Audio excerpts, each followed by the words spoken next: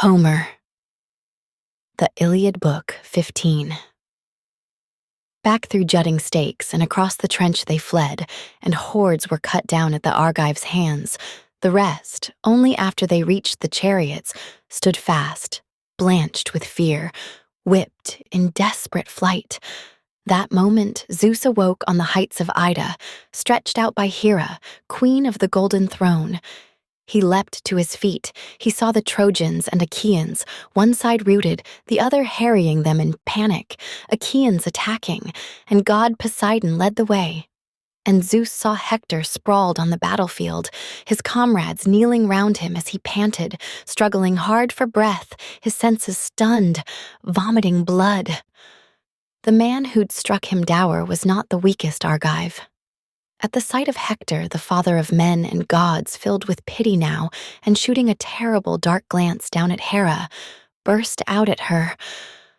"What a disaster you create, uncontrollable Hera, you and your treachery, halting Hector's assault and routing Hector's armies. I wouldn't be surprised, my queen, if you were the first to reap the pernicious whirlwind you have sown. I'll whip you stroke on stroke. Don't you recall the time I strung you in mid-air and slung those two massive anvils down from your feet and lashed both hands with a golden chain you could not break? There, in the clouds and high clear sky you dangled, and the mighty gods on steep Olympus raged away, impotent. What could they do to set you free? Standing there, helpless. And any god I caught, I'd seize and send him plunging over the ramparts, head first till he hit the earth, barely alive. Not even then would the stark grief for Heracles release my breaking heart, my own godlike son. You, with the north wind's help, had coaxed the gales to send him scudding over the barren salt sea. You, always plotting miseries for my son, you bore him off to the crowded town of Cos. But there, I saved him, whisked him away to safety, back to the stallion land of Argos, worn with torment. I will help you remember. You'll give up your treacheries. You will see if your warm embraces serve you then, your bed of lust where you sank me in your arms. Down from the gods you came to waylay me. You seduced me blind. Her eyes wide, Queen Hera shuddered before his thunder, protesting, swearing a flight of winged oaths. Earth be my witness now, the vaulting sky above and the dark cascading waters of the Styx. I swear, by the greatest, grimmest oath that binds the happy gods, by your sacred head, by the bed of our own marriage that I, at least, would never take in vain.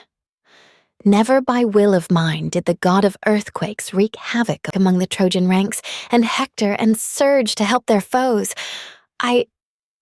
It must be his own great rage that drives him on.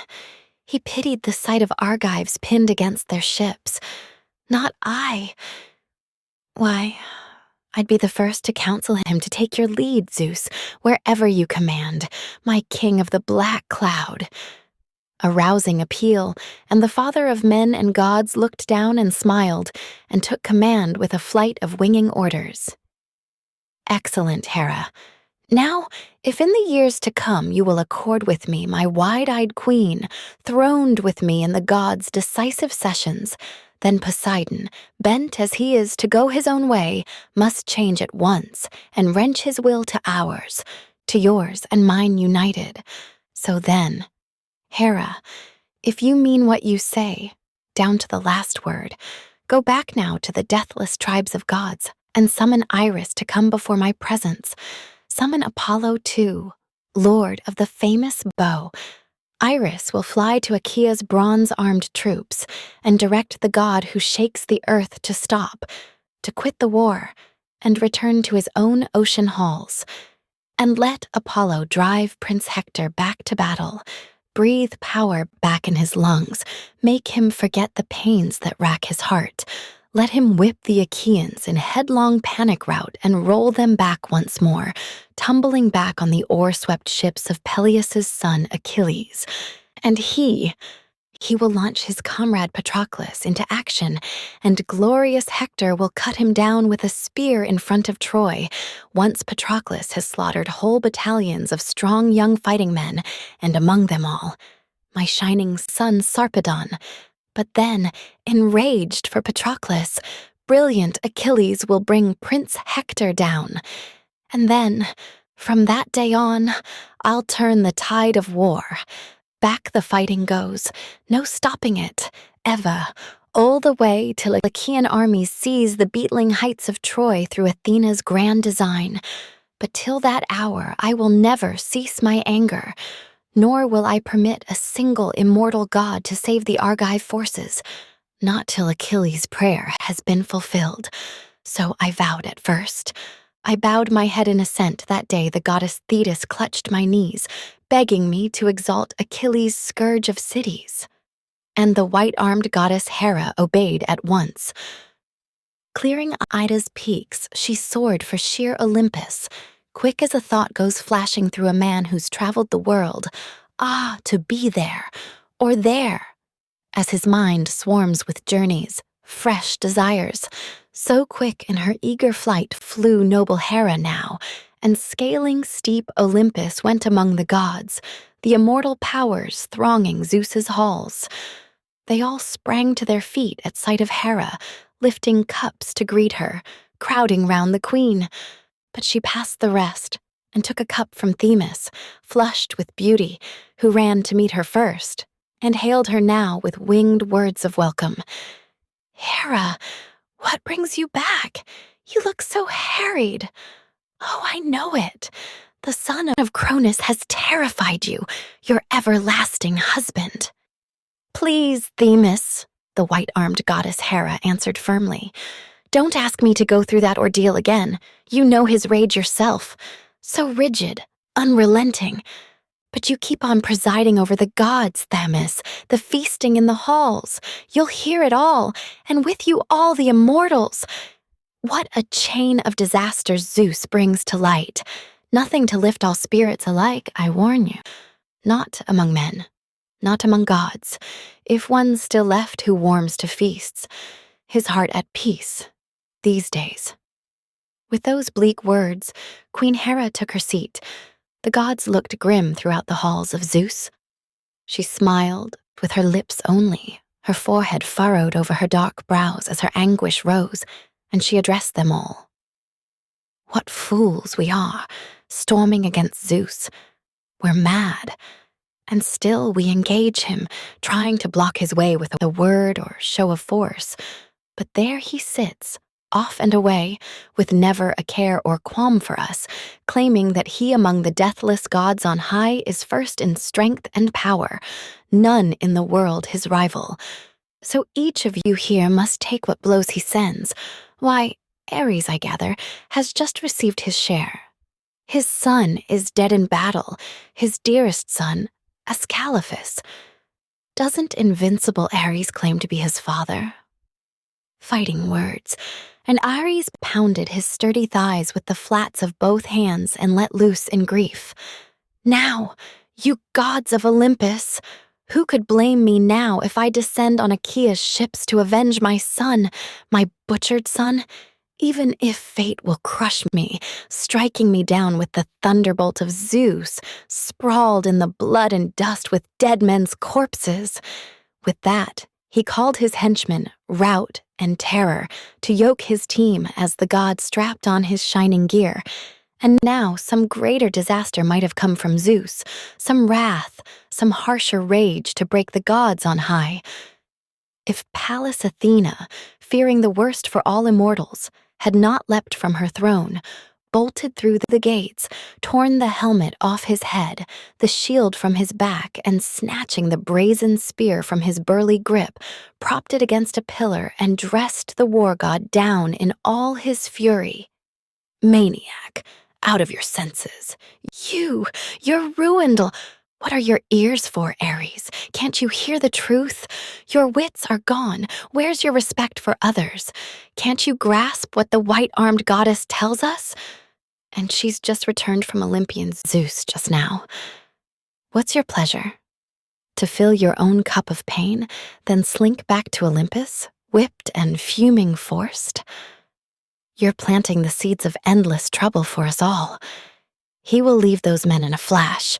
Achaeans, Trojans, overweening Trojans, and back great Zeus will come to batter us on Olympus, seize one after another. Gods guilty and innocent routed all together. So now, I tell you, drop this anger for your son. By now, some fighter better than he, a stronger hand has gone down in his own blood, or soon will go. It is no small labor to rescue all mankind, every mother's son. With that sharp warning, Athena seated headlong Ares on his throne. But Queen Hera summoned Apollo from the halls, and Iris, too, the messenger of the immortals, and gave them both their winged marching orders. Zeus directs you to Ida with all good speed. But once you arrive and meet great Zeus's glance, do whatever the father drives you on to do. And with that command, Queen Hera strode home and regained her throne. But the two launched out in flight, and reaching Ida with all her springs, mother of flocks, they found the thundering son of Cronus seated high on Gargaran Peak, crowned with a fragrant cloud. Coming before the Lord of Storm and Lightning, the two just stood there, waiting. Nor was his heart displeased to see them both. How fast they'd obeyed his loving wife's commands. And first he issued Iris winging orders. Away, Iris. Quick as you can to the grand sea lord Poseidon. Go, give him my message, start to finish, and see that every word of it rings exactly so. Command Poseidon to quit the war and slaughter now. Go back to the tribes of gods or down to his bright sea. But if he will not obey my orders, if he spurns them, let him beware, heart and soul. For all his power, he can never muster the will to stand my onslaught. I claim I am far greater than he in striking force. I am the firstborn, too. Yet the spirit inside him never shrinks from claiming to be my equal. Never, though other gods will cringe from me in terror. And Iris, riding the wind, obeyed his orders, swooping down from Ida's peaks to sacred Troy. Like the snow or freezing hail that pelts from clouds when the north wind born in the clear heaven blasts it on. So, in an eager rush of speed, the wind-swift Iris flew and stopped beside the famous god of earthquakes, calling out to him, "Here is a message for you, god of the sea-blue mane who grips the earth. I speed this word to you from storming Zeus. He commands you to quit the war and slaughter now, go back to the tribes of gods or down to your bright sea. But if you will not obey his orders, if you spurn them, he threatens to come here in person, fight you down, power against power. Avoid his grasp, he warns. He claims he is far greater than you in striking force. He is the firstborn too. Yet the spirit inside you never shrinks from claiming to be his equal. Never, though other gods will cringe from him in terror. But the glorious god of earthquakes shook in anger. What outrage! Great as he is, what overweening arrogance! So, force me, will he, to wrench my will to his? I with the same high honors? 3 brothers we are, all sprung from Cronus, all of us brought to birth by Rhea, Zeus and I, Hades the third, lord of the dead beneath the earth. The world was split 3 ways. Each received his realm. When we shook the lots, I drew the sea, my foaming eternal home, and Hades drew the land of the dead, engulfed it in haze and night, and Zeus drew the heavens, the clouds and the high clear sky. But the earth and Olympus heights are common to us all, so I will never live at the beck and call of Zeus. No, at his royal ease, and powerful as he is, let him rest content with his third of the world. Don't let him try to frighten me with his mighty hands. What does he take me for, some coward out and out? He'd better aim his terrible salvos at his own, all his sons and daughters. He's their father. They have to obey his orders. It's their fate. Iris, quick as the breezes, tried to soothe him. Wait. God of the sea-blue mane who grips the earth. You really want me to take that harsh, unbending answer back to Zeus? No change of heart, not even a little. The hearts of the great, can always change. You know how the Furies always stand by older brothers. The Lord of the Earthquake yielded ground in answer. True, Iris, immortal friend, how right you are. It's a fine thing when a messenger knows what's proper. But how it galls me. It wounds me to the quick when the father tries to revile me with brute abuse, his equal in rank, our fated shares of the world the Semel. Still, this time I will yield, for all my outrage. But I tell you this, and there's anger in my threat. If ever, against my will, and Athena, queen of armies, Hera and Hermes, and the god of fire Hephaestus, if Zeus ever spares the towering heights of Troy, if he ever refuses to take her walls by force and give the Argive troops resounding triumph, let Zeus know this full well. The breach between us both will never heal. A sharp tremor and the massive god of earthquakes left Achaea's lines. Into the surf he dove, and heroes missed him sorely. That very instant storming Zeus dispatched Apollo. Go, my friend, to the side of Hector armed in bronze. The god of the quakes who grips and pounds the earth has just this moment plunged in his own bright sea, diving away from all my mounting anger. Just think what the gods would have heard if we had come to blows, even those beneath the ground who circle Cronus. Better for me this way, Poseidon too, to yield before my mighty hands, outraged as he is.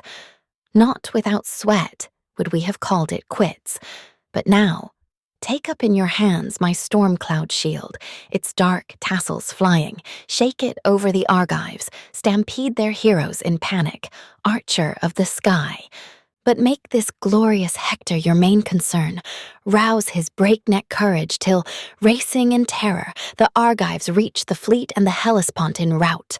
From that point on, I plan my tactics, give commands to grant the Argives breathing room in battle.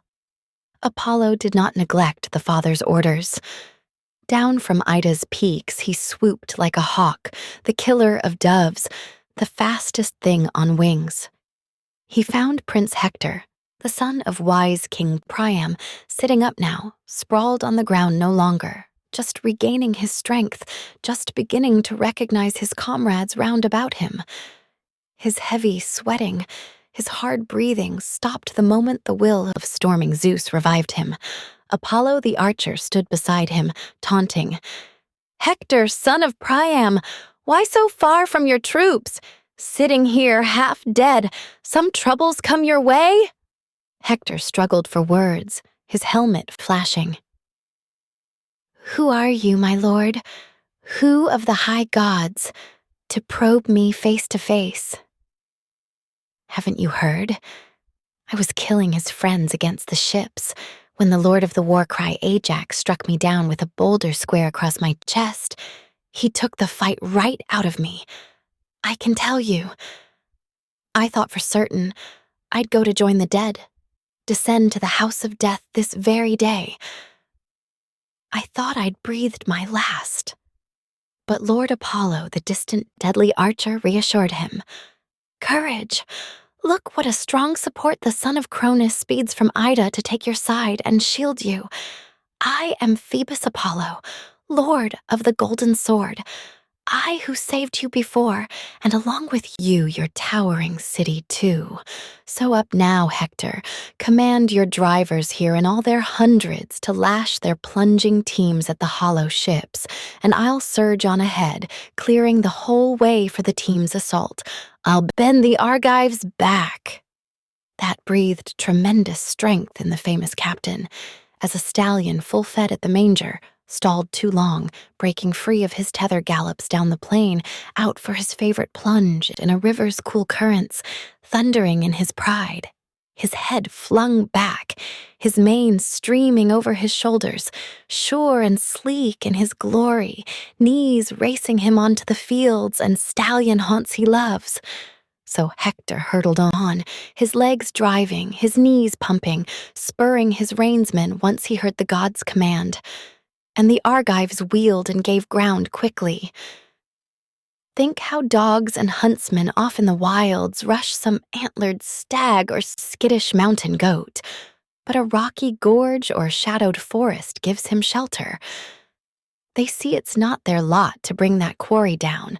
Their shouting only flushes a great bearded lion ramping across their path, suddenly charging them, scattering men and packs despite their lust for battle. So up till now, the Achaeans kept advancing, close formation, stabbing away with swords and rugged two-edged spears, but once they saw tall Hector attack the ranks again, they wheeled in terror. Hearts collapsed at their heels. But Thoas, son of Andremon, spurred them on.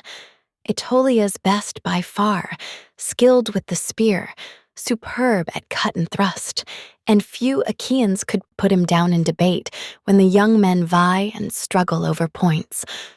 Now forth he came with calls to back his comrades.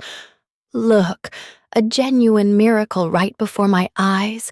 Hector's escaped again. He's risen from the dead.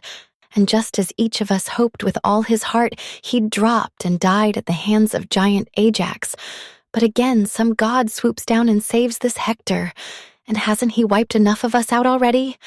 Now he'll make more slaughter. Well, I know. He'd never be at the front, smashing our lines unless old Thunder Zeus had put him on his feet. So come, friends, do as I say. I'll take my lead. The rank and file go back. Withdraw to the ships, but we who claim to be the army's finest champions stand our ground. Face him first. Try to beat him off. Spears at the rettle. For all his fury, trust me, he'll quake before he penetrates our front. Sound tactics. The captains hung on his words, and all fell in line. Squads forming around great Ajax, King Idomeneus, Teucer, Meriones, and Meges, a match for Ares, closed tight for the onset, calling all their best to brace and face Prince Hector and Hector's Trojans. Behind them, rank and file withdrew to Achaea's ships. But packed in a mass, the Trojans came on pounding, Hector leading the way with long, leaping strides, and heading the van in person came the god Apollo, shoulders wrapped in cloud, gripping the storm shield. The tempest terror, dazzling, tassels flaring along its front.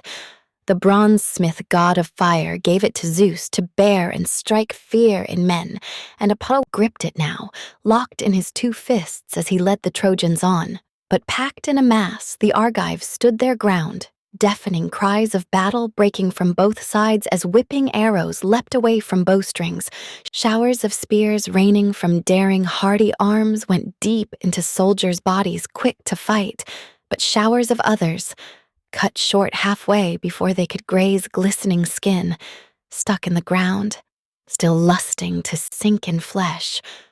Long as Apollo held the storm shield firm in his grasp, the weapons hurtled side to side, and men kept falling.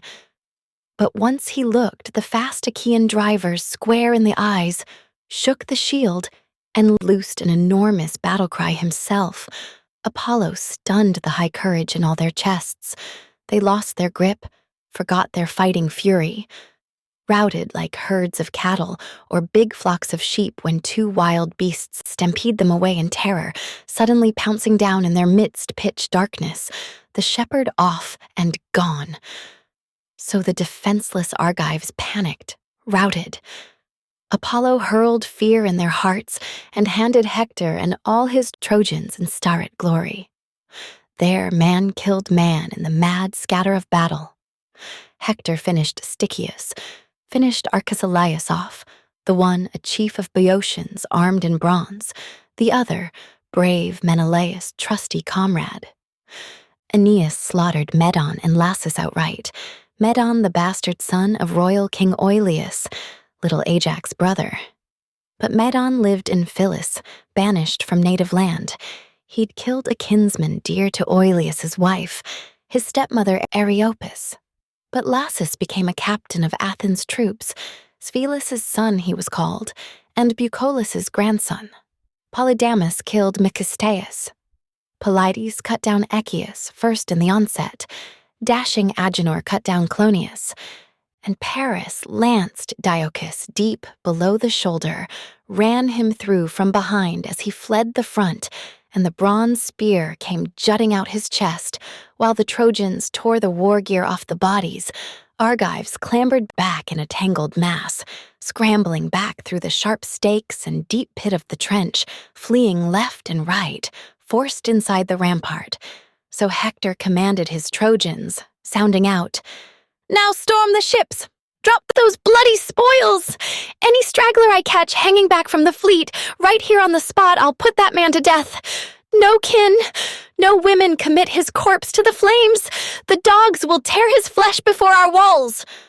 With a full shoulder stroke, he flogged his horses on, loosing a splitting war cry down the Trojan ranks, and all cried back in answer, a savage roar rising, driving teams and chariots close in line with his, and Apollo far in the lead, the god's feet kicking the banks of the deep trench down with a god's ease, tumbled earth in the pit between, bridging it with a dike immense and wide and long as a hurtling spear will fly when a man makes practice casts to test his strength. Holding formation now, the Trojans rolled across it, Apollo heading them, gripping the awesome storm shield, and he tore that Argive rampart down with the same ease some boy at the seashore knocks sand castles down. He no sooner builds his playthings up, child's play, then he wrecks them all with hands and kicking feet, just for the sport of it. God of the wild, cry Apollo. So you wrecked the Achaeans' work and drove the men who had built it up with all that grief and labor into headlong panic rout. Achaeans stampeding back till they reined in hard, huddling tight by the stems and shouting out to each other, flung their arms to all the immortals, each man crying out a prayer. But none as rapt as Nestor, Achaea's watch and ward, who stretched his hands to the starry skies and prayed, "Father Zeus, if ever in Argos's golden wheatlands one of us burned the fat thighs of sheep or bulls and begged a safe return, and you promised with a nod, remember it now, Olympian, save us from this ruthless day. Don't let these Trojans mow us down in droves." So he pleaded, and hearing the old man's prayers, Zeus, who rules the world, let loose a great crack of thunder, rending the skies. But Trojans, thrilled at the sound of Zeus's thunder, pitched themselves at the Argives, still more fiercely, summoning up their fiery lust for battle. Like a giant breaker rearing up on the rangy seas, crashing over a ship's sides, driven in by the winds, and the blast builds the comber's crushing impact. A hoarse roar! Trojans stormed over the rampart, lashing their teams to fight against the ships, hurling their two-edged spears at close range there. Trojans from lurching cars, but Achaeans from high decks, scrambling aloft black hulls, lunged down with the long pikes, jointed and clinched and tipped with ripping bronze. They'd kept on board for bloody fights at sea. Now, as long as the armies fought to take the rampart, far from the fast ships, Patroclus sat it out in his friend Eurypylus' shelter. 460 trying to lift the soldier's heart with stories, applying soothing drugs to his dreadful wound as he sought to calm the black waves of pain. But soon as he heard the Trojans storm the wall and shouts rise from Achaeans lost in panic rout, Patroclus gave a groan and, slapping his thighs hard with the flats of both hands, burst forth in anguish. "I can't stay here with you any longer, Eurypylus, much as you need me. There, a great battle breaks. No, let an aid attend you here while I rush back to Achilles, spur him into combat. Who knows? With a god's help, I just might rouse him now, bring his fighting spirit round at last. The persuasion of a comrade has its network." With the last words, his feet sped him on. Meanwhile, the Argives blocked the Trojan assault, but they still could not repel them from the fleet, outnumbering them as they did. Nor could the Trojans once break through the Argives' bulking forward mass and force their passage through to ships and shelters. Tense as a chalk line marks the cut of a ship timber, drawn taut and true in a skilled shipwright's hands. Some master craftsman trained in Athena's school, so tense the battle line was drawn, dead even. Some forces at some ships, some clashing at others, but Hector charged head-on at Ajax, braced for battle, and both warriors fought it out for a single vessel. Nor could Hector burst through and ignite the hull, nor Ajax drive him back. A god drove Hector on. And here came Caletor, son of Trojan Clytius, sweeping fire against the prow, but famous Ajax stopped him short with a spear that stabbed his chest. Down he crashed, the torch dropped from his fist, right before Hector's eyes. He watched his cousin sprawl in the dust before the huge black ship and gave a stirring cry to all his units. "Trojans! Lycians, Dardan fighters hand to hand! Don't yield an inch! Not in these bloody straits! Rescue Caletor before the Argives strip his gear. He's down. He's dead by the ships that crowd the beach."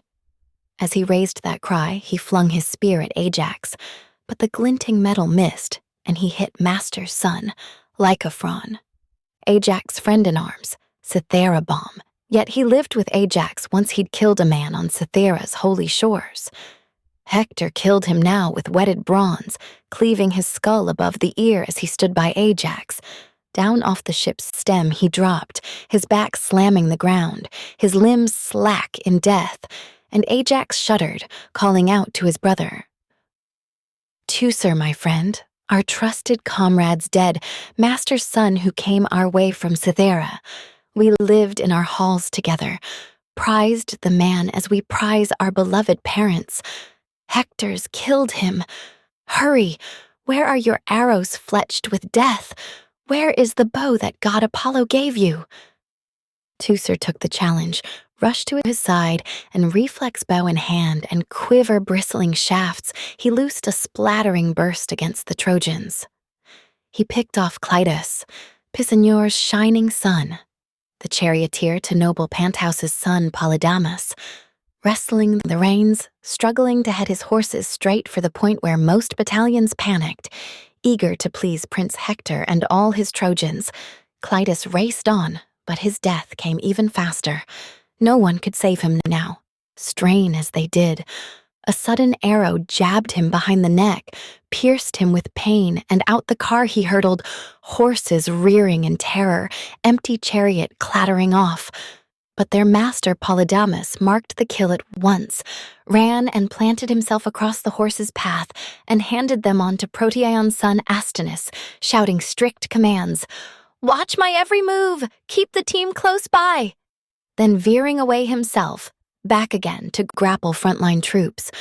But Teucer, quick with his next shaft, the archer aimed at Hector's brazen crest, and would have stopped his assault on Argive ships, hit him squarely and torn his life out just as his courage peaked, but he could not dodge the lightning mind of Zeus.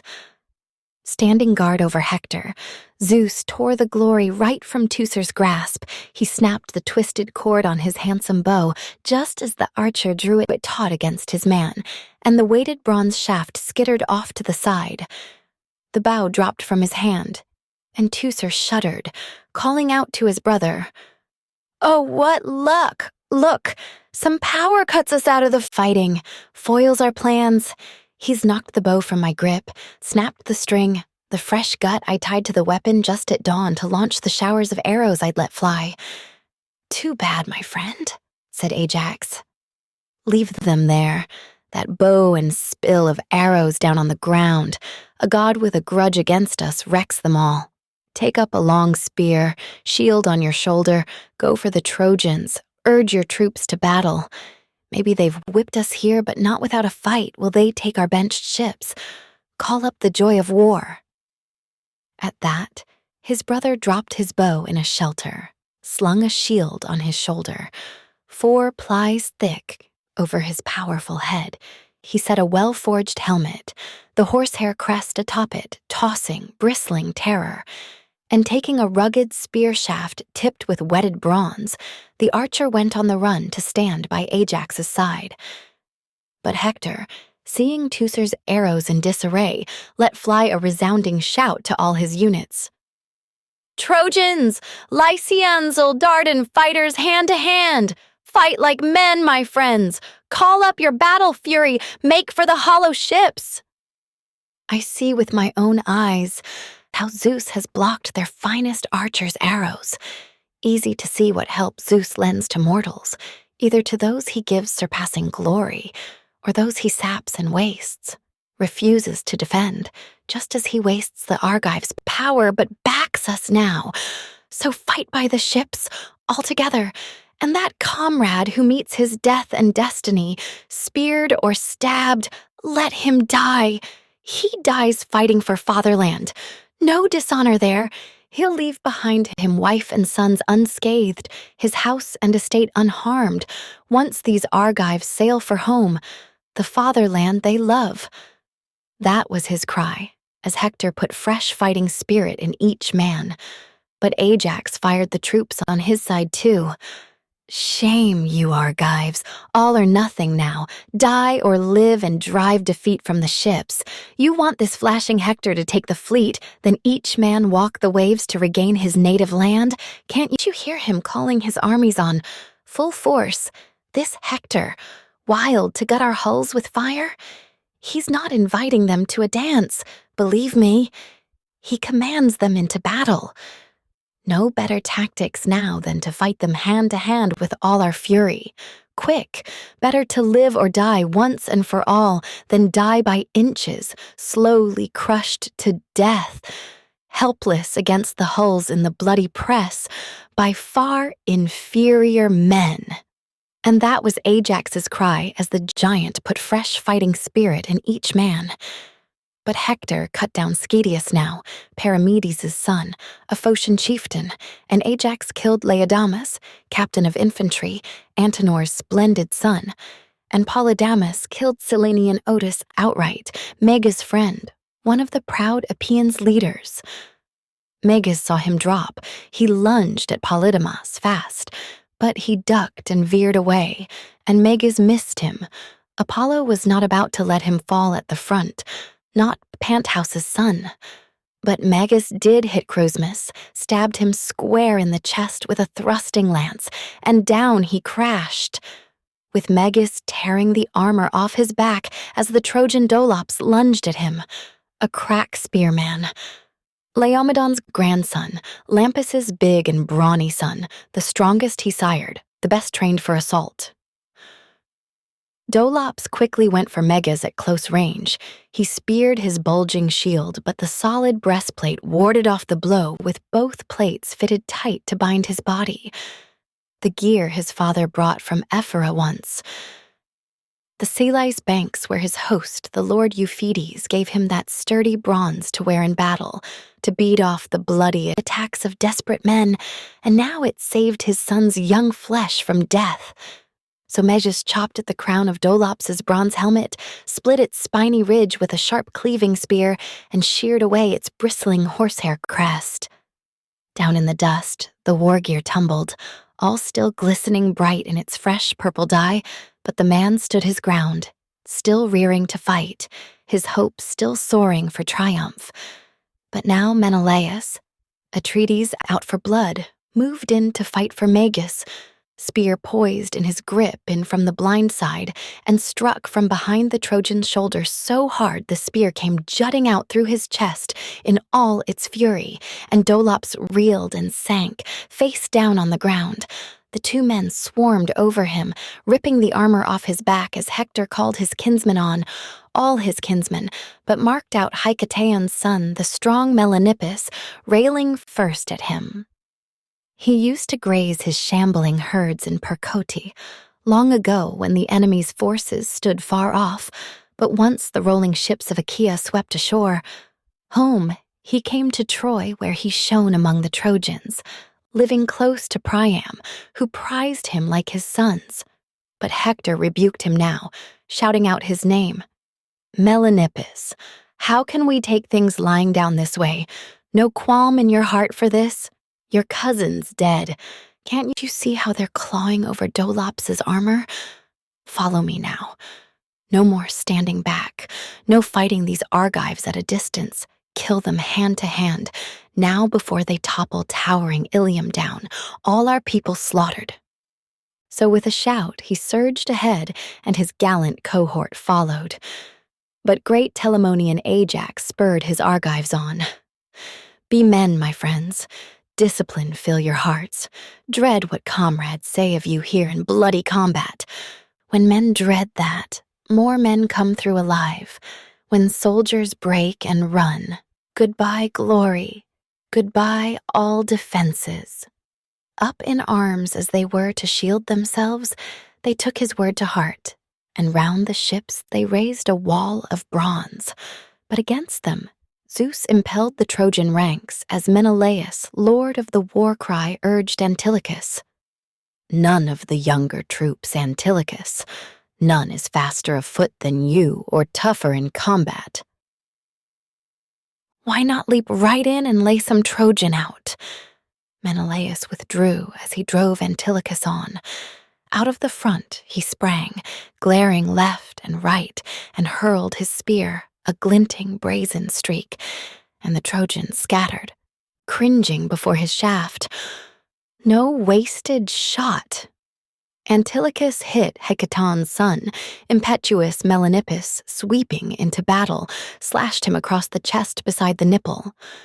Down he crashed, and the darkness swirled his eyes with Antilochus rushing over him like some hound pouncing down on a deer that's just been wounded.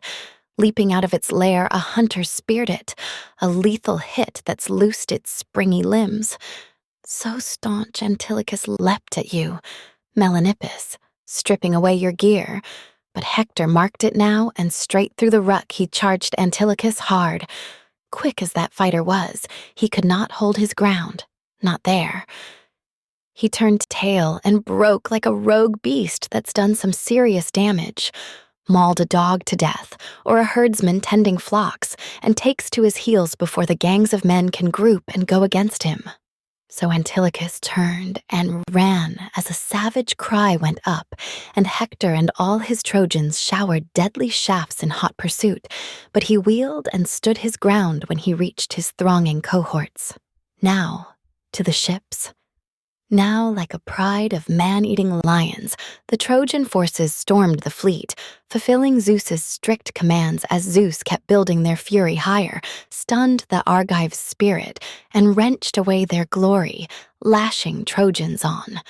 The father's will was set on giving glory over to Hector, son of Priam, that he might hurl his torch at the beaked ships. The force of fire, quenchless, ravening fire, yes, and bring to its bitter end the disastrous prayer of Thetis.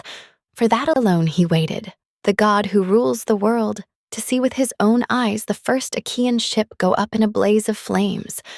Then, from that point on, he'd thrust the Trojans breakneck back from the fleet and give the Argives glory. Dead set now on that, he drove Prince Hector against the hollow hulls, though the son of Priam raged in his own right, raged like Ares with brandished spear, or flash fire roaring down from a ridge into thick stands of timber.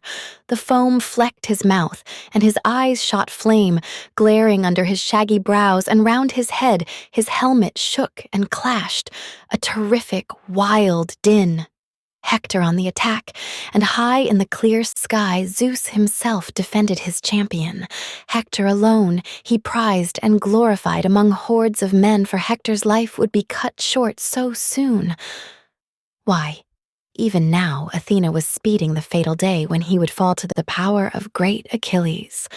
But now he was bent on breaking men, probing the lines wherever he saw the largest mass and the finest gear, but he could not smash through yet for all his fury. They closed ranks. They packed like a stone wall, a granite cliff that towers against the churning surf, standing up to the screaming winds, their sudden assaults and the breaking waves they spawn that crash against its base. So the Danaans stood the Trojan onslaught, rock solid and never flinched in fear. But Hector, all afire, blazing head to foot, charged at their main force, bursting down as a wave bursts down on a veering ship, down from under the clouds. It batters, bred by gale winds. Showers of foam overwhelm the hull, blot it all from sight, the hurricane's killing blast thundering into the sails and scudding clear of death. By the skin of their teeth, the sailors quake. Their hearts race on with terror. So the Achaeans' courage quaked, and Hector lunged again like a murderous lion mad for kills, charging cattle grazing across the flats of a broad, marshy pasture, flocks by the hundred led by an unskilled herdsman helpless to keep the marauder off a longhorn heifer. No fighting that bloody slaughter. All he can do is keep pace with the lead or straggling heads, leaving the center free for the big cat's pounce, and it eats a heifer raw as the rest stampede away. And so the Achaeans stampeded now, unearthly terror, all of them routed now by Father Zeus and Hector, though Hector killed just one, Periphetes, a Mycenaean, favorite son of Capreus, Eurystheus's herald who summoned rugged Heracles time and again to grinding labors.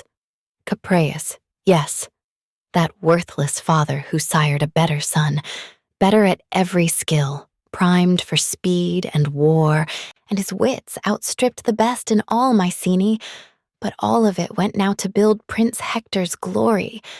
As the Argive spun in retreat, his shield rim tripped him. Down to his feet that shield he bore to keep off spears. He stumbled over it now, pitched back, helmet clanging harshly against his brows. As the man hit the ground, but Hector marked him at once, rushed up to his side and staked a spear in his chest to kill the fighter right in the eyes of loyal comrades standing by, sick for their friend. But what could they do? Nothing. Just shake with dread in the face of mighty Hector. Now the Achaeans milled among the shipways, shielded round by the looming superstructures, stem on stern drawn up on the first line inland. But the Trojans stormed them there and back. They fell. They had no choice, edging away from the front ships. But once at the tents nearby, they held their ground, massing ranks, no scattering back through camp. Their proud discipline gripped them, terror too. They rallied each other, non-stop, war cries rising. Noble Nestor was first, Achaea's watch and ward, pleading, begging each man for his parents' sake. Be men, my friends. Discipline fill your hearts. Maintain your pride in the eyes of other men. Remember, each of you, sons, wives, wealth, parents, our mother and father dead or alive. No matter. I beg you for their sakes, loved ones far away. Now stand and fight. No turning back. No panic. With that, he put new strength in each man's spirit. Athena thrust from their eyes the blinding battle haze, the darkness sent by the gods, and a hard, bright light burst down in both directions, out to the ships and down the lines where fighting drew dead even. Now they could make out Hector lord of the war cry, all his troops, squads in reserve and clear of battle, forward squads that fought at the fast, trim ships. Ajax' challenge.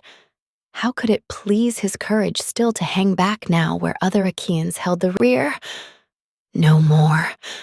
Up and down the decks of the ships, he went with his great plunging strides, swinging in hand his enormous polished pike for fights at sea, clamped with clinchers, 22 forearms long. Ajax skilled as a show rider, a virtuoso horseman who picks from the herd 4 stallions, yokes them tight, and galloping off the plain comes racing toward a large city over a trafficked road, and the crowds gaze in wonder. Men and women watching, as sure-footed, never a slip. The rider keeps on leaping, swinging from back to back, and the pounding team flies on. So Ajax swung now, leaping from deck to deck on the fast, trim ships, ranging with huge strides as his voice hit the skies, keeping up a terrific bellowing, calling Argives on to defend the ships and shelters. And Hector, too. How could he hold back with his massing armored Trojans? Now, like a flashing eagle swooping down on bird flocks, winged thousands feeding, swarming a river's banks, geese, cranes, or swans with their long, lancing necks. So swooping, Hector went headfirst at a warship, charged its purple prow, and Zeus behind him thrust him on with his mighty deathless hand, urging the soldiers on who crowded Hector's back. And again a desperate battle broke at the ships. You'd think they waded into the fighting. Fresh troops, unbruised, unbroken. They fought with such new fire. And what were the fighters thinking? Only this. The Argives certain they'd never flee the worst. They'd perish then and there. But the hope soared in every Trojan's heart to torch the ships and slaughter Argive heroes. So ran their thoughts, closing for the kill. At last, Hector grappled a ship's stern, a beauty built for speed. It swept the seas with Protesilaus, bore him to Troy, but never bore him back to his fatherland again. Now churning round that ship, Achaeans and Trojans hacked each other at close range. No more war at a distance, waiting to take the long flights of spears and arrows. They stood there man to man and matched their fury, killing each other now with hatchets, battle axes, big swords, two-edged spears, and many a blade. Magnificent, heavy-hilted and thonged in black lay strewn on the ground.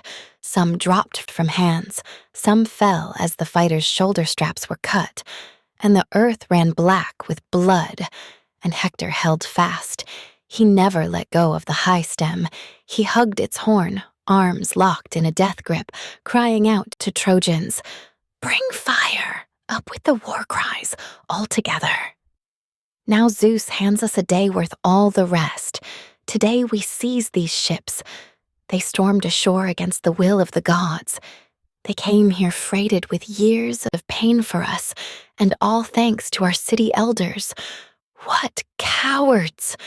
Whenever I longed to fight at the ship's high stems, the old men kept me back. They held the troops in check. Oh, but if Zeus's lightning blinded us those days, it's Zeus who drives us, hurls us on today. The harder he cried, the harder his forces charged against the Argives. Not even Ajax held his post, no longer now. Forced by the shafts, he backed away by inches, certain he'd die there. Down he leapt from the decks, down to bestride the 7-foot bridge amidships. There he stood, tensing, braced to take them on. His huge pike kept beating the Trojans off the hulls, any attacker flinging tireless fire, and all the time that terrible voice of his bellowing out to cohorts. "Friends, fighting Danaans, aids in arms of Ares, fight like men, my comrades, call up your battle fury. You think we have reserves in the rear to back us up? Some stronger wall to shield our men from disaster? No, there's no great citadel standing near with towers where we could defend ourselves and troops could turn the tide. No, we're here on the plain of Troy. All Troy's in arms, dug in, backs to the sea, land of our fathers far away. Fight! The light of safety lies in our fighting hands, not spines gone soft in battle." And with each cry he thrust his slashing pike with a fresh new fury, and any Trojan crashing against, the beaked ships, torch ablaze in hand, straining to please Hector who urged him on. Ajax ready and waiting there would stab each man with his long, rugged pike. 12 he impaled point blank, struggling up the hulls.